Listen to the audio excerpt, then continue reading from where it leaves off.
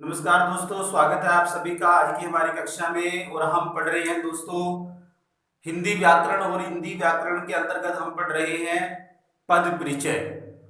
पद परिचय में आपको बताया गया था पिछले वीडियो में कि किन किन चीजों की हमें जानकारी होना बहुत जरूरी है, और वो जानकारी प्राप्त करने का जो सिलसिला है उसको आगे बढ़ाते हुए आज हम टॉपिक लेकर के आए हैं क्रिया विशेषण। ठीक है, पिछली वीडियो में हमने क्रिया पे खत्म किया था, तो आज हमारे पास है क्रिया विशेषण।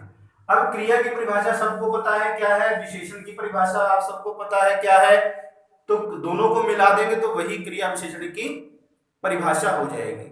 अर्थात क्रिया की विशेषता बताने वाले शब्दों को क्रिया विशेषण कहा जाता है।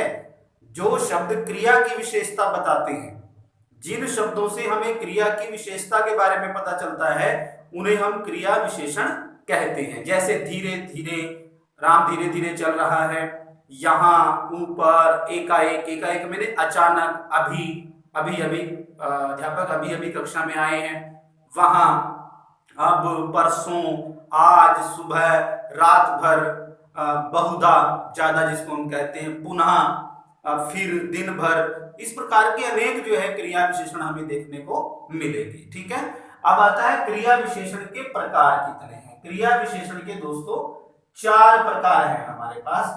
4 प्रकार कौन कौन से हैं वो जरा देख लें एक बार। पहले नंबर पर हमारे पास क्रिया विशेषण में जो पहला प्रकार आता है वो आता है कालवाचक क्रिया विशेषण। कौन सा आता है? कालवाचक क्रिया विशेषण। अब इसको मैं थोड़ा शॉर्ट में लिखूंगा, इसको आप क्रिया विशेषण समझे। ठीक है, कालवाचक क्रिया विशेषण। दूसरा हमारे पास आता है रीतिवाचक क्रिया विशेषण। कौन सा आता है दोस्तों? रीतिवाचक क्रिया विशेषण। ठीक है, नेक्स्ट हमारे पास तीसरे नंबर पर आता है स्थानवाचक क्रिया विशेषण। कौन सा आता है तीसरे नंबर पर? स्थानवाचक क्रिया विशेषण। स्थानवाचक क्रिया विशेषण। ठीक है दोस्तों, और चौथे नंबर पर हमारे पास आता है परिमाणवाचक क्रिया विशेषण।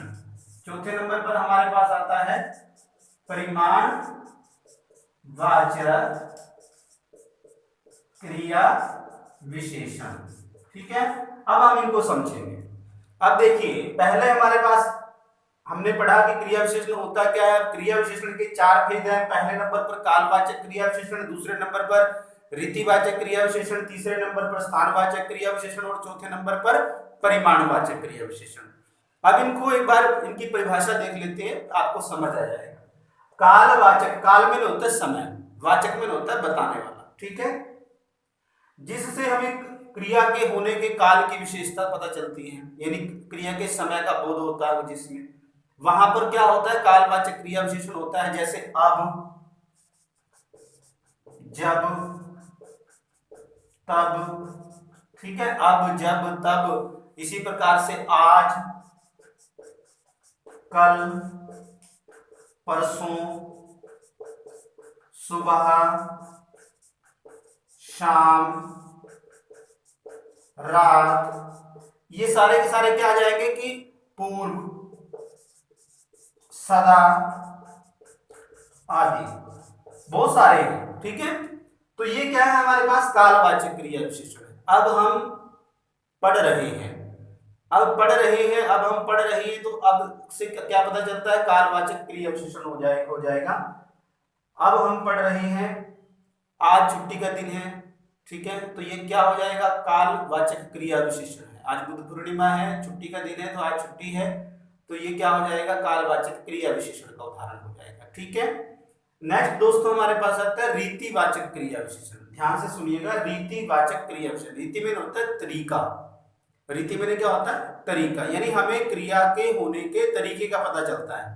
ठीक है, उसकी विशेषता का पता चलता है, तरीका, किस तरीके से क्रिया हुई है, क्या टेक्निक रही है क्रिया के होने में। ठीक है, तो रीतिवाचक क्रिया विशेषण, जहां हमें क्रिया के होने की रीति का बोध हो, रीति का पता चले, वहां पर रीतिवाचक क्रिया विशेषण होता है, या उसकी विधि का पता चले, क्या तरीका है। जैसे धीरे धीरे, राम धीरे धीरे चलता है। तीव्र, तीव्र में तेज, तीव्र में क्या होता है? तेज। आराम से। ठीक है, आराम से। ये इस प्रकार से क्या आ जाएगा, शीघ्रता पूर्वक। ये भी इसमें आ जाएगा शीघ्रता पूर्वक, मैंने किसमें, तीव्र में, शीघ्रता पूर्वक, जल्दी जल्दी। जल्दी जल्दी भी हम कह सकते हैं। इसी प्रकार से हमारे पास चुपके चुपके, ठीक है, चुपके चुपके। तो ये किसमें है, वह चुपके चुपके बातें कर रहा है। तो बातें करना क्या है, क्रिया, उसकी विशेषता क्या होगी, चुपके चुपके। कौन से क्रिया का कौन से विशेषण आएगा, क्रिया विशेषण, रीतिवाचक क्रिया विशेषण। ठीक है, क्योंकि हमें उसकी बातें करने के तरीके का पता चलता है कि वह चुपके चुपके बातें कर रहा है, इसलिए यहां पर कौन सा आ जाएगा, रीतिवाचक क्रिया विशेषण। चलिए नेक्स्ट चलते हैं आगे। स्थानवाचक क्रिया विशेषण क्या होता है, क्रिया के होने के स्थान का पता चलता हो हमें, जहां पर क्रिया के होने के स्थान का जहां हमें पता चले, वहां पर क्या होता है, स्थानवाचक क्रिया विशेषण होता है। उदाहरणतः हम देख सकते हैं, उदाहरणतः में निकट, निकट में क्या होता है, पास, नजदीक जिसको हम कहते हैं नजदीक, ठीक है। इसी प्रकार से अन्यत्र, कहीं और। इसी प्रकार से सर्वत्र, सब जगह। ईश्वर सर्वत्र व्याप्त है, ठीक है ना। तो भीतर बाहर, बाहर जाइए, भीतर बाहर, ऊपर नीचे, ठीक है।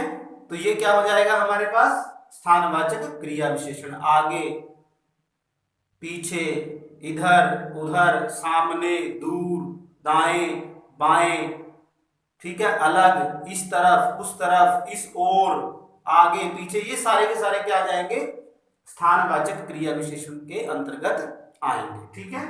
नेक्स्ट आता है परिमाणवाचक क्रिया विशेषण। परिमाण का मतलब क्या होता है, परिमाणवाचक विशेषण भी हमने पढ़ा था। तो परिमाण का मतलब होता है माप तोलना, ठीक है। परिमाणवाचक क्रिया विशेषण यानी क्रिया की मात्रा का हमें पता चलता है, क्रिया की मात्रा यानी क्रिया के नाप तोल का पता चले कि क्रिया कितनी हुई है, ठीक है ना। एक लिमिट हमें पता चलता है कि क्रिया कितनी हुई है, ज्यादा हुई है, कम हुई है, बहुत ज्यादा हुई है, इतनी सी हुई है, उतनी सी हुई है, या थोड़ी हुई है, ठीक है, या अत्यंत हो गई है, ज्यादा हो गई है, ये थोड़ी थोड़ी हो गई, हो रही है। तो यहाँ पर जब हमें क्रिया के परिमाण का पता चलता है, उसके माप तोल का पता चलता है, तो वहां पर क्या होता है दोस्तों, परिमाणवाचक क्रिया विशेषण है। जैसे इसमें मैंने बोल ही दिया है, इतना है, उतना है, ठीक है। इसी प्रकार से अत्यंत है, ज्यादा है, थोड़ा है, ठीक है, कम है। तो ये सारे के सारे क्या हो जाएंगे हमारे, क्या हो जाएंगे, परिमाणवाचक क्रिया विशेषण, ठीक है। तो ये क्रिया विशेषण था। अब हमारे पास आता है कि अब इसका हम पद परिचय कैसे देंगे। वही बातें होंगी, बार बार लिखने की आवश्यकता नहीं है, जो पिछले वीडियो में आपको बताया गया था कि सबसे पहले हम जो है, हमें पता होना चाहिए कि ये है क्या, क्रिया विशेषण है, फिर क्रिया विशेषण का भेद कौन सा है, फिर उसका लिंग कौन सा है, फिर उसका वचन कौन सा है। इस प्रकार से हम इसको करते हैं। चलिए नेक्स्ट, समझ आ गया होगा सबको, क्रिया विशेषण अच्छे से समझ आ गया होगा सभी विद्यार्थियों को। चलिए आगे बढ़ते हैं, हमारे पास आता है नेक्स्ट अव्यय। अब आता है हमारे पास अव्यय किसे कहते हैं। अव्यय का बड़ा रहता है, बच्चों को नहीं समझ आता कि अव्यय होता क्या है, और अव्यय की पहचान करने में भी बच्चों को कठिनाई आती है। तो इसके लिए जरूरी है कि जितना ज्यादा हो सके अव्यय का अभ्यास करें। अव्यय को जो है अविकारी शब्द भी कहा जाता है, अविकारी शब्द भी हम इसको जो है कहते हैं, ठीक है। अब इसकी डेफिनेशन देखिए, परिभाषा क्या होता है। अव्यय क्या होता है, जो शब्द लिंग, वचन और कारक के अनुसार, कारक के अनुसार परिवर्तित नहीं होता है। परिवर्तित में ना बदलता है, ठीक है। परिवर्तित माने क्या होता है, बदलता। कारक के अनुसार परिवर्तित नहीं होता है, उसे क्या कहा जाता है, अविकारी शब्द कहा जाता है। अविकारी, अब देखिए अव्यय पूछा जाता है, अव्यय ऐसे लिखेंगे अविकारी। अब अविकारी, अ का मतलब होता है नहीं, आ का मतलब क्या होता है नहीं, आ का मतलब होता है नहीं, और विकारी का मतलब होता है परिवर्तनशील, परिवर्तनशील।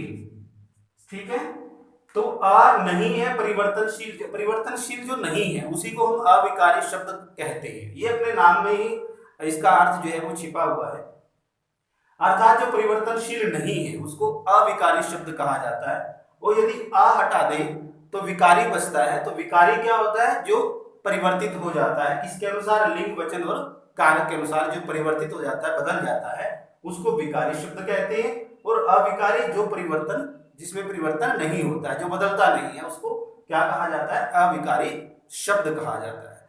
ठीक है, जैसे फॉर एग्जाम्पल हम बात कर सकते हैं इसके उदाहरण, इसकी भेदों की यदि बात करें तो पहले नंबर पर हमारे पास आता है, क्या नंबर पर, संबंध बोधक अव्यय। कौन सा, संबंध बोधक अव्यय।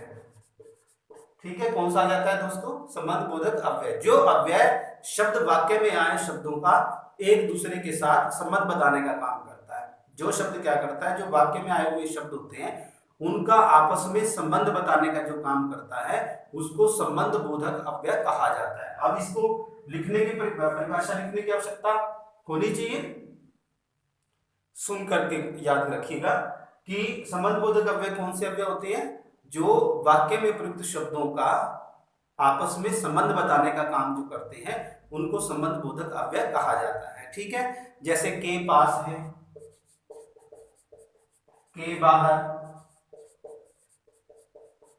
ठीक है, के पास, के बाहर, के पहले, के पीछे, के मारे, के ऊपर, के सामने, के मध्य, के नीचे, के आगे, के द्वारा, के संग, तो ये सारे के सारे किसके अंतर्गत आ जाएंगे, संबंध बोधक अव्यय के अंतर्गत आते हैं। नेक्स्ट आता है हमारे पास, दूसरे नंबर पर आता है समुच्चय बोधक अव्यय।